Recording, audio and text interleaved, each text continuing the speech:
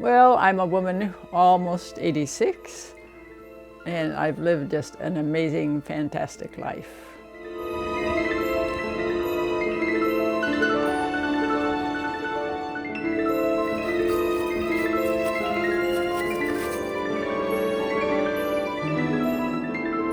So we are here in Burlington. We are in my house, and it's a house that I share with my mother, Sophie. She is almost 86 years old.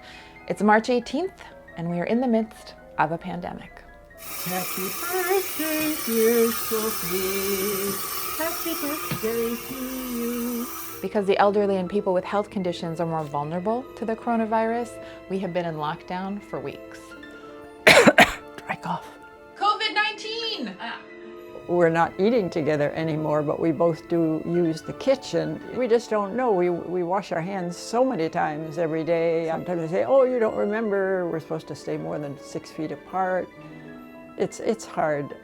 It's wonderful that we're not sick, but naturally we worry about that happening. As of today, there are 17 coronavirus cases in Vermont. Across our world, there are thousands of people who have died from COVID-19. There are many more who've recovered. This is a historic time. There's been a nationwide emergency declared in our country. The schools have closed and gone to online learning. The restaurants have closed and gone to takeout only.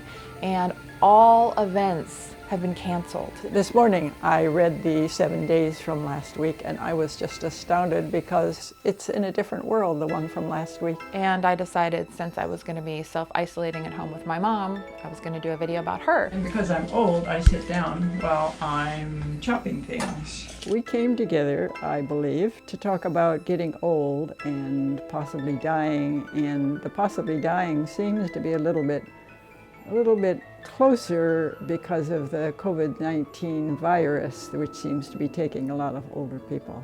My mom has lived through the Depression, World War II, 4 marriages, 2 kids. You never know what's coming.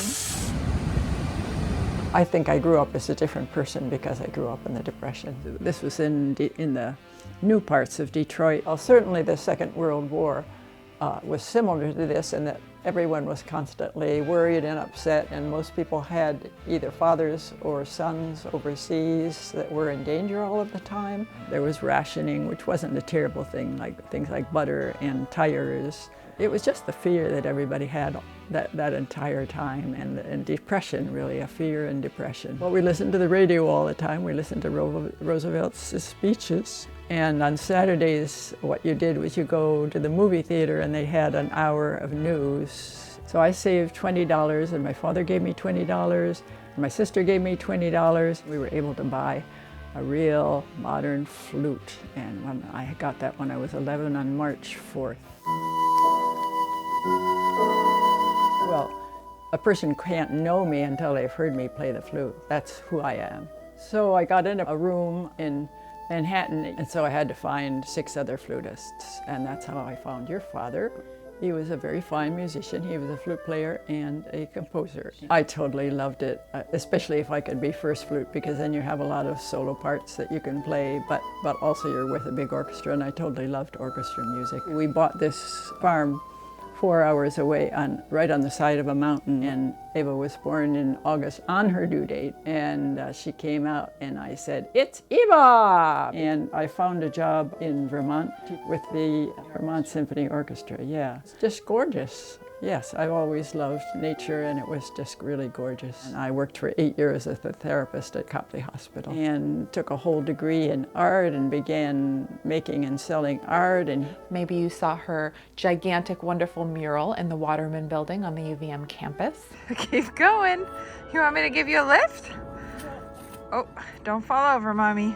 But when I got to be 80, I began to really start thinking about, I'm really aging. In my 60s and my 70s, I wasn't. Getting to the 80s, it was really different, especially when I went to the hospital. I came to live with you 3 years ago. It is wonderful not having so many responsibilities. It's magnificent thinking, oh, well, I don't really need to jump out of bed this morning. I can just look at the computer for a while and read about the COVID virus. I'm half your age. That's kind of interesting. And it's hard to live with a person who's so competent in so many ways, which I used to be. This is my other job. I open jars. The downward slope, that's really hard after living through so many years of trying to be on an upward slope of learning and doing. Most of my life I was practicing to get to be a better flute player, and then I was practicing to continue to be a flute player, and then I was working hard to learn how to be a therapist.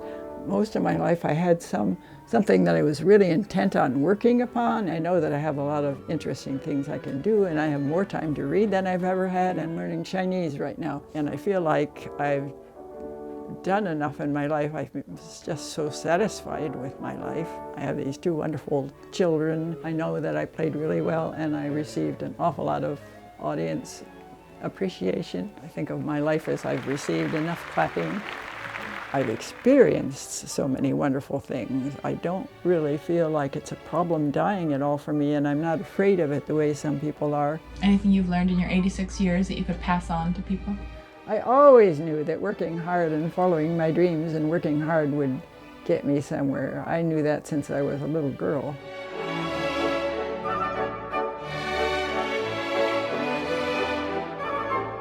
My mom will turn 86 in mid-April.